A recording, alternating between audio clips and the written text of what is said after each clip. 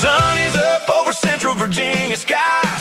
Hanover moving and the city's alive. One more hour to own this town. WRVA, never slowing down. Wake up rich and win the day. Or spend the whole day playing catch up anyway. Richmond's morning news keeps you running strong. 9 a.m. Let's roll all morning long.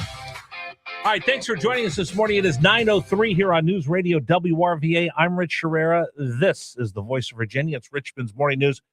We have the honor of being able to talk with Governor Jim Gilmore, two different sections of the program, and I want to turn our attention to what's going on in the Middle East, get his thoughts as a former U.S. ambassador.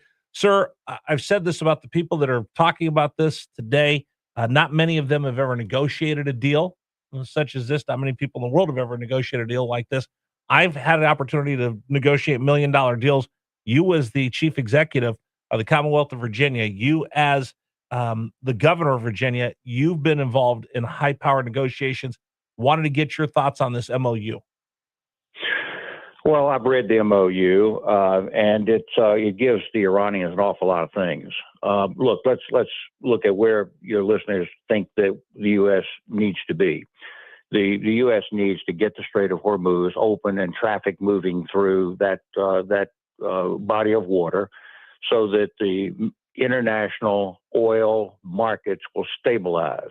And if they stabilize, that means that the producers of gasoline will be able to look ahead more favorably and therefore lower gas rates.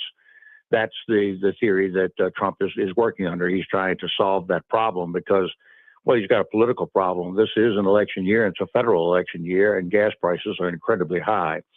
That's what he's attempting to do with this memorandum of understanding. And the second issue that's addressed in the memo is the nuclear business. There's a positive statement by the Iranians. They will not try to acquire a nuclear weapon. And that's what President Trump has been negotiating for. So superficially, that's fine. There are a lot of things as a lawyer I can look at and wonder about a little bit.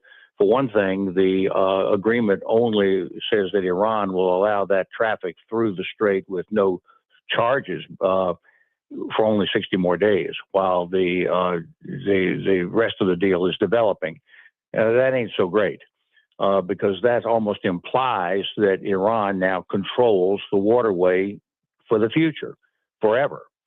And that's not so great. That means they can kind of continue to come back and use that leverage against not just the United States, but the rest of the world forever. And that gives a lot of strength to Iran. The issue of nuclear, yes, the president was negotiating to get them to agree not to have a nuclear weapon. But, they don't really have to abide by that in the long term. I think we're looking at a challenge here that can go on for 10, 5, 20 years. And over that period of time, things can alter a great deal. I'm concerned about it. I think, frankly, if I were saying something to your listeners, it would be stay tuned and let's see how this develops. Because I don't think that the memo resolves a lot of things. I think that it points a direction that the U.S. wants to go. By the way, as Senator Kaine said, there's an awful lot that goes back the other way. There's an unfreezing of sanctions, which has been one of the main leverage points that we have had. That would disappear under this memo, and that is something we have to pay first. We have to eliminate the sanctions first before any of the rest of this develops. That's a problem, because that, once again, releases the Iranians from pressure. And that's a realistic issue. In short, I think that to get the deal in principle, the Iranians have a lot of loopholes here. And I think that we need to watch and see how this develops. At the end of the day, I think the U.S. may end up back on the battlefield, but that's not what the agreement says. The agreement says that there's going to be a peace between these folks. One more point I'll make, then I'll stop. And that is that there's an agreement that Lebanon's sovereignty is going to be maintained. And the question is, for Israel's point of view, does that mean they get to go and defend themselves against Hezbollah, which is located in Lebanon?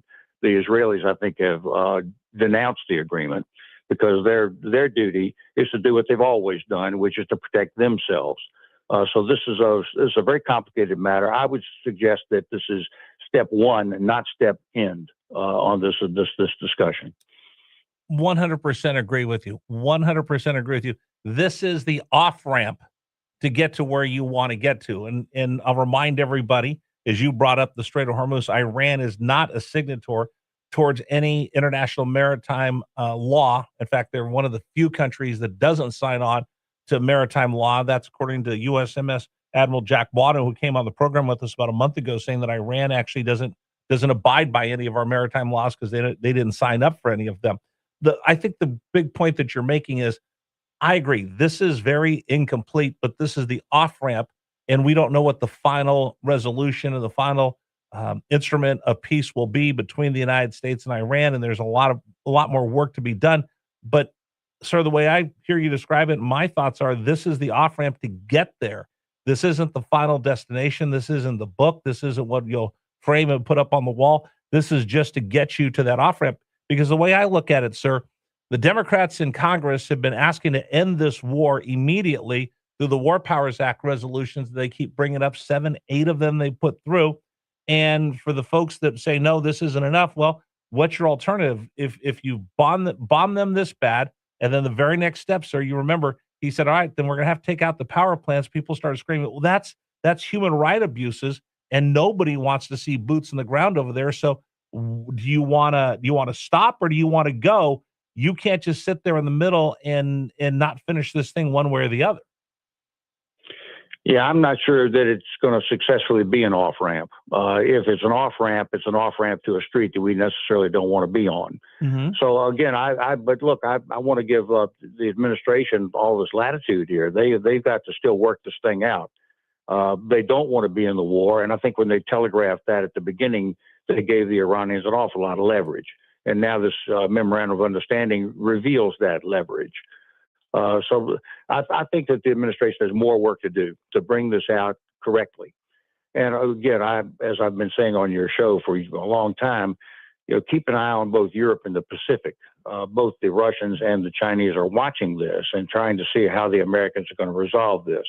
So once again, this is only a piece of a much bigger picture that I've been looking at for years. Well, the other part of this is, and I'm going to segue into Russia and Ukraine, which is something that you've been keeping an eye on for the longest time. This also takes another piece of China's power off the table, because China was able to buy Venezuelan oil at a discounted price through the Ghost Fleet. That's been eliminated. They've been able to buy Iranian oil through a cheaper price, $20 a barrel less than everybody else pays through the Ghost Fleet. Now that Iran will be coming back in and being able to sell it in the international market, there goes another piece of Chinese advantage they have over the rest of the world. This actually hurts China more than it does anybody else, which brings us back over to Europe. With Donald Trump being there at the G7, the European leaders seem like they understand that there is something going on. It's a bigger picture than just the Ukraine war, Venezuela, China, Cuba. All of this is intermingled. And now you really see how the Ukrainians have stood steadfast, and they're actually pushing back. And Putin, you're starting to see people, is the war injured and the war dead, are now being found out more and more by the Russian people. People are starting to grow frustrated with Vladimir Putin in some of the reports that I've seen.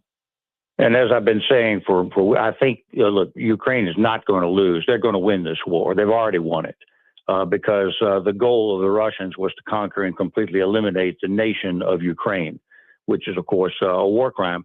And they're not going to be able to do that. Can I interrupt you for a sir? Can I interrupt you for just a second? Mm-hmm. Why can't they win?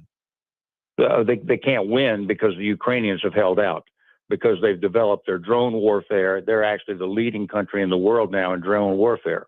And they are manufacturing millions of them, and they're doing it without the United States help.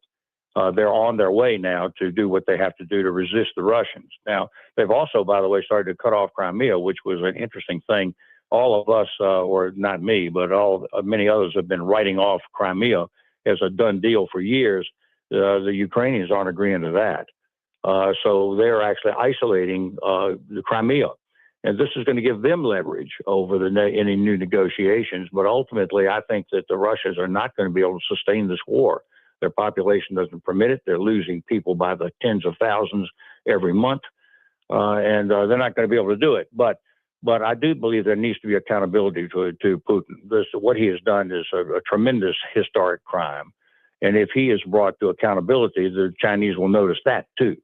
And by the way, if the Iranians are able to control the Strait of Hormuz, either under this agreement after the expiration of 60 days or not, the Chinese may be encouraged to say the same thing about the Taiwan Strait, which a lot of stuff goes through that Taiwan Strait between mainland China and Taiwan. So again, all of it interlinks together, Rich. And I don't think this phone call this morning, we can say that we have resolved a lot of things. I think this is going to go on for a while and can be really earth changing. And it's going to require real American leadership. And in my view, we need to restore our relations with our allies. That's been my position since I returned from Vienna. Absolutely. I thought I saw some thawing of this with the European G7 members of the G7 with Donald Trump there. It seemed like, I mean, having Macron say, hey, why don't you stay an extra day and have dinner with us at the Palace of Versailles was something I don't think I would have seen 6 months ago. Well, the Europeans still need the United States. They may say they can go their own way. Canada may say they can go their own way. But the fact is the United States is still the big boy on the block, right, in terms of our economics and our military and everything else. The question is American statecraft, what we can do to work with our allies to try to bring us out of this conflict that we're in a favorable way.